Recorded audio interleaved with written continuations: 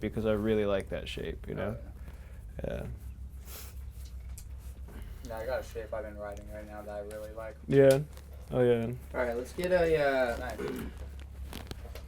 fucking, you know, who you are, where we're at, like, what's going on, fucking, how you ended up doing all this stuff, you know, like, just talk about, you know, how about skating is fucking awesome, you love it or whatever, but, you know, there's a lot of downtime, side shit, or other things you'd like to do. Yeah, just talk about basically just state my name, where we're at, and why I'm doing this, pretty much.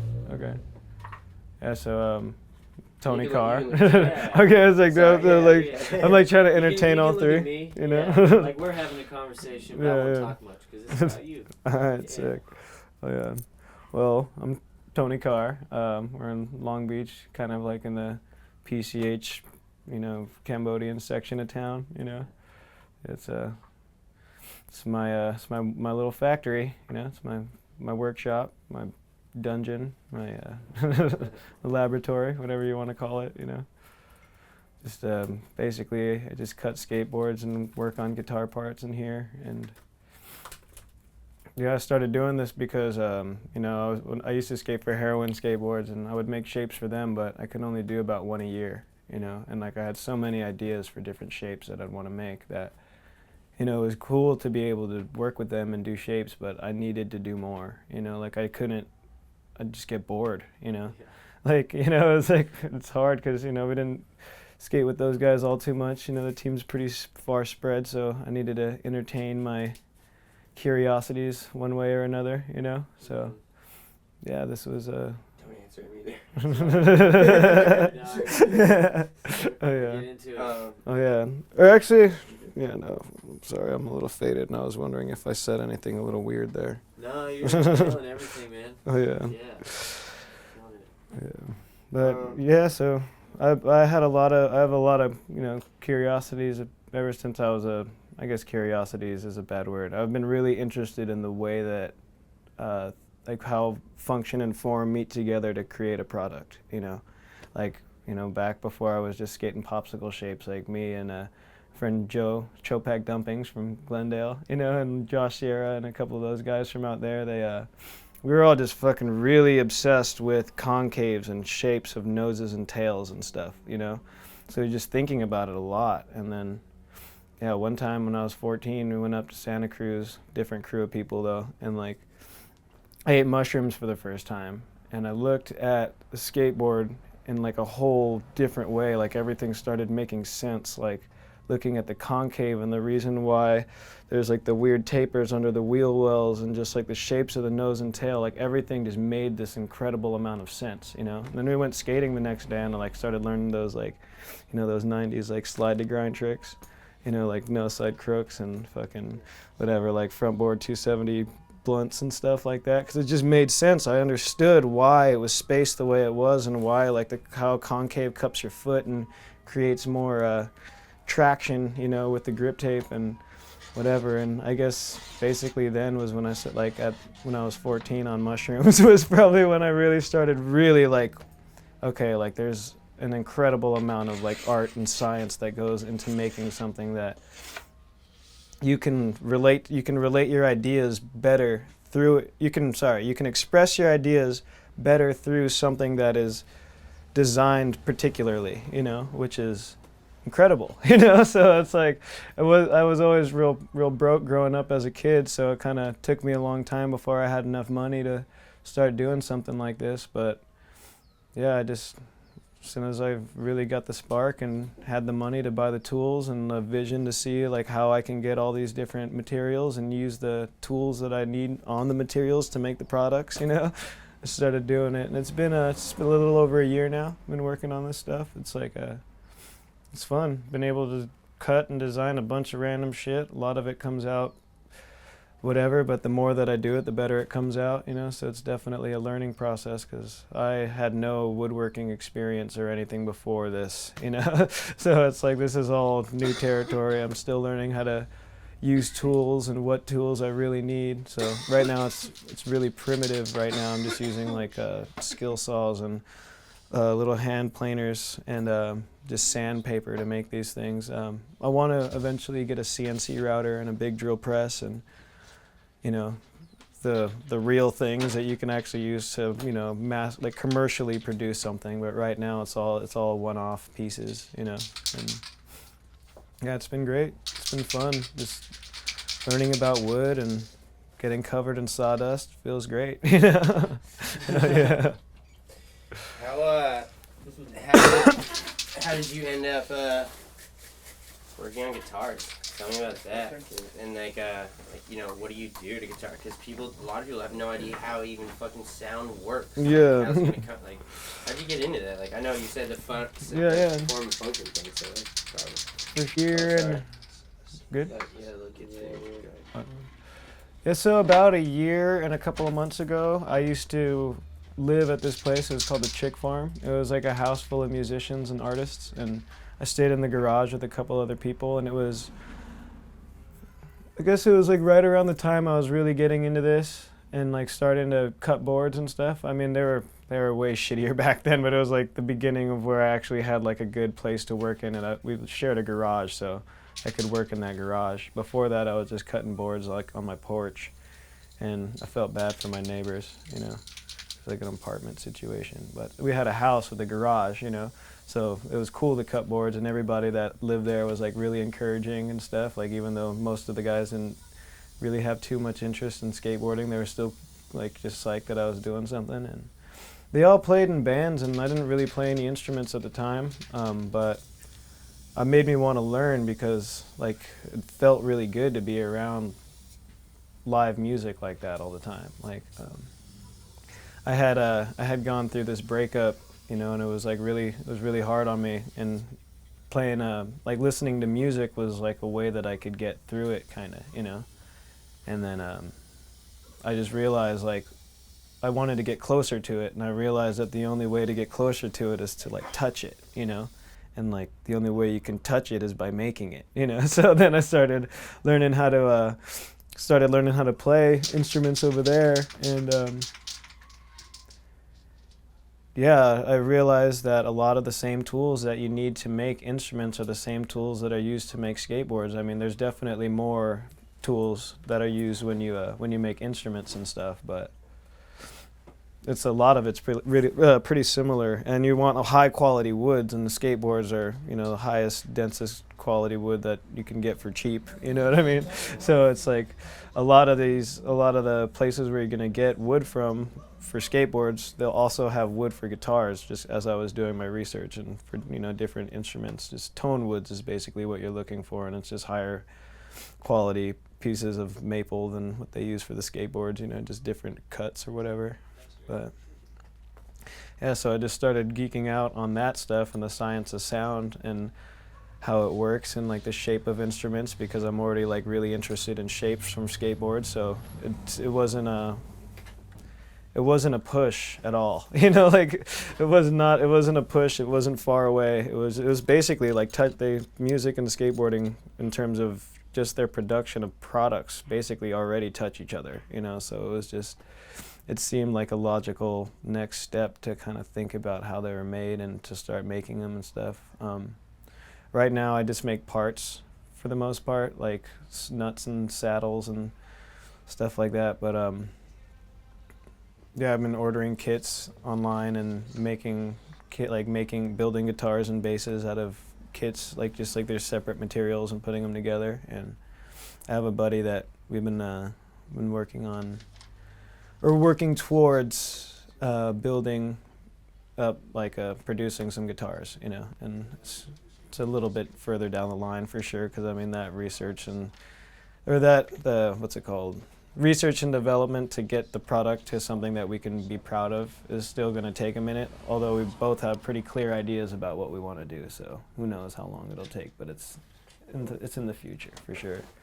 Tell me about what about the wiring? Because I'm gonna film you doing wiring. Like, how, like, that's the fucking most complicated part of the whole shit, I think. Yeah. Well, actually, the wiring part is pretty straightforward and simple. It's just confusing because it's a bunch of different pieces that are like little wires going in different directions. Like, you're basically just trying to make the signal be able to transmit through the pieces. Or sorry, let me say that better. basically you're just trying to make it so that the electricity can go to the different points that it needs to go to, and it's all done through the basic type of wiring and stuff. So you just need to make sure the wires go to the right spot, and be careful when you're soldering, because you can hot solder is not something you want on your hands, you know. But yeah, no, the wiring part is actually, after you figure it out, it's just as simple as like putting the strings on, you know. It's like the actual building the instrument is definitely the part that that takes a lot more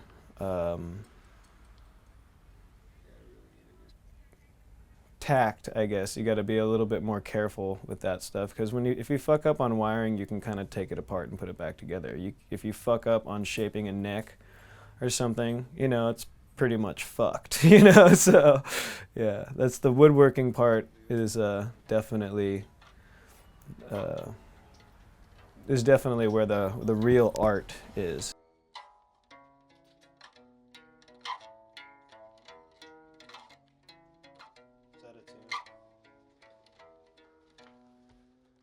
You know, the wiring part is definitely kind of overwhelming and a little scary, but it's not that crazy. I mean, I don't know shit about. I never took like a soldering class, or you know, I didn't do well in chemistry or anything. You know, I don't remember what we learned in science class really. You know, but yeah, it's fun. It's cool. You can kind of visualize what needs to happen, because you can see the different parts that are conducting the signal and then transmitting it through to the different parts. Like if you look at it and you kind of have the right eye, you can see where it goes. It's kind of a little bit clearer, even though it's like kind of invisible, you know? Dude, nailed it. Just give me a little bit about painting. You do a lot of that? Yeah, I definitely paint a fair amount for sure. It's I really like color. It's similar in concept as like shape, you know? It's like the subtleties of shape, subtleties of color. It's different, but something, they're both relatable, I think, and something that I'm into for sure. I really like spray paint, you know, just because it's quick and fun and it makes a cool sound. But mixing paints is also, it's just, you kind of get a little bit more freedom there, because you have more control over, you know, the exact shade or whatever of color that you're trying to make and use in your piece, and it's cool. I use a lot of water-based acrylics. I've been meaning to get into oils, but they're just they take longer to dry, and sometimes I can be a little bit anxious. Fucking now I just need a little bit about skateboarding, man. You fucking Man, all right. Let me think about that one for a second. I don't want to sound bitter. Dude, that's totally cool if you sound bitter. Skateboarding is so bitter right now. Oh yeah. It's like a shitty place. Oh, yeah. Say whatever the fuck you want. Can I roll one of your smokes? Please do. While you're talking, yeah, that'd one be of these great. guys? Yes. Yeah. I love that brand, dude. It's a great really? brand. Yeah, Yeah. that's like one of I my did- favorite shirts too. I ran out, so I need to go get a pack. But the tobacco shop right here only sells Ballyshag. And, Oh yeah. yeah, that's one of my homies. That's all he runs. yeah, but it's not bad. But after you have the Stokeby, man, like Yeah, you know, there's no turning back. it's real nice. It's Yeah. smooth, man. Yeah, for sure. It's been more moist than the fucking like all the spirit pouches recently too. Yeah, well, 'cause Spirit does that like Turkish cut. It's like wide. Mm. And like the shag is just nice 'cause it's dense and thin, and you know the curing process of tobacco is it's the curing process that makes it so that they can cut it this thin. You know what I mean? So when you see shag, you just kind of know they cared about the tobacco a little bit more. Yeah, when you see spirit, it just looks like a bunch of unraveled Yeah. pack of bark. Yeah, like somebody just like slashed at it with a razor blade or something, and cut at it with scissors or something. Yeah.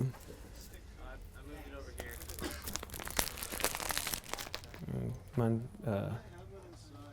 just do that. Do that. There we go. Oh no, I was stuttering, trying to tell Jordan to pass it, but I couldn't even think straight. I was like trying to not look at the camera, so I'm like trying to talk. It's like, can you you know? It's like, I I don't was know. told I'm supposed to cool guy the You don't even have to like. No, but yeah, skateboarding is. you know, definitely skateboarding is a beast for sure. You know, it's like it consumed me at a very young age, you know, and it's kind of the only thing I cared about for a really long time. Like, you know, it's something you can do alone. It's something you can do with your friends. It's something you can get mad at. It's something that you can be in total bliss with. It's amazing, you know, and skateboarding is constantly changing and evolving, so it's really easy to get sentimentally attached to a different point in your life when skateboarding was a certain way. And, you know, I think that is why a lot of people get angry and bitter with skateboarding now, is because it's changed so much and it used to be something else and it doesn't seem as pure, you know, but that's just one side of it, you know. Skateboarding will always be skateboarding.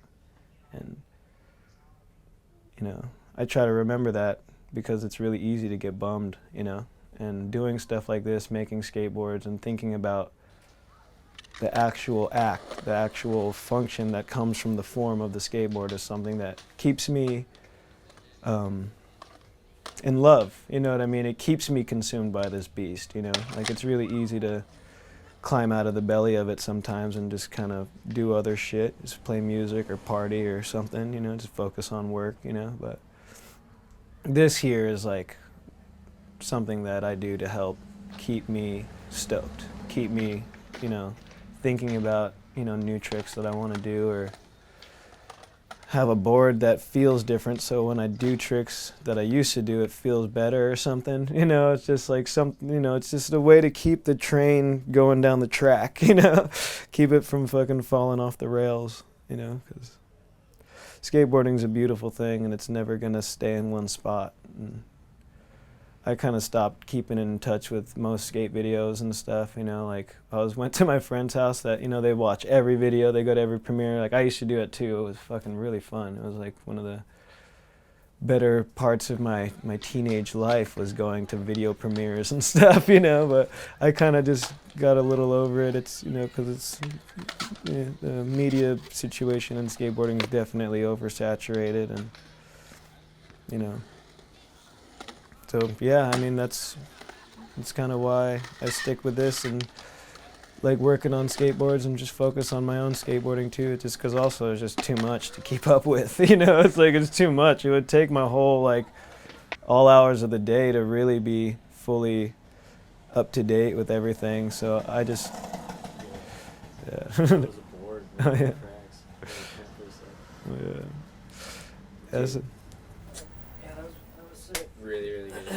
Absolutely fucking nailed it. Sick. Anything else you want to say? Final words? Let me think of something. Let me pull this. Let me light this thing up a little better. Make me think a little clearer, you know. That hog nut bullet. Yeah, no. Another big reason why I want to do this is because I want to show people that, you know, design and customization of a product that can work better to themselves is something that everybody can do, you know. It's everybody can make something, you know, and a lot of people just like getting their stuff from people, because, I mean, I still like getting a lot of stuff from people too, but I think it's be good to encourage people to make shit, you know, and that's why another part of the reason why I want to make as many things as I can, you know. So like print t-shirts too, and like cut skateboards and make guitar parts and try to make custom guitars and stuff, and, you know, it's just trying to put out what I want to see in people, you know. I want to see people doing their own thing and, like, you know, working towards the things that they love and contributing to them in as many different ways as they can, you know. And yeah, versatility is what I'm trying to inspire the world to have within themselves, you know. Or versatility is what I'm trying to inspire people to see inside themselves. Yeah. Beast. Yeah, so I think that's it. Yeah.